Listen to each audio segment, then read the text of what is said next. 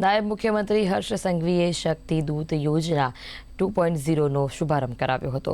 શક્તિ દૂત યોજના 2.0 યોજના અંતર્ગત ખેલાડીઓને મળતી સહાય 25 લાખથી વધારીને 50 લાખ કરાઈ છે। તેમજ ખેલાડીઓ માટે અરજી કરવાની લઘુત્તમ વય મર્યાદા 12 વર્ષથી ઘટાડીને 9 વર્ષ કરાઈ છે। આ કાર્યક્રમમાં નાયબ મુખ્યમંત્રી હર્ષ સંઘવીએ જણાવ્યું હતું કે યુવા ખેલાડીઓને આગળ વધવા માટે રાજ્ય સરકાર તમામ જરૂરી સહયોગ આપશે। તેમણે કહ્યું કે વર્ષ 2030 માટેના કોમનવેલ્થ ગેમ્સને લક્ષ્ય બનાવી ખેલાડીઓ 4 વર્ષનું સંપૂર્ણ તાલીમ અને માર્ગદર્શન મળી રહે તે માટે ખાસ આયોજન કરાયું છે। ક્ષેત્રમાં સપનું સાકાર કરતી શક્તિદૂત 2.0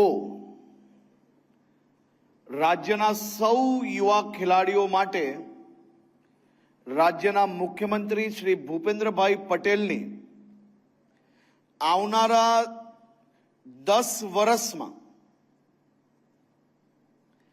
ગુજરાતને દેશ અને દુનિયાના નકશા પર આપણા ખેલાડીઓ દુનિયાના અલગ અલગ દેશોમાં જઈને તિરંગાનું શાન વધારી શકે તેવી યોજના, એમ કહેવાય ને, ખુલ્લા મનથી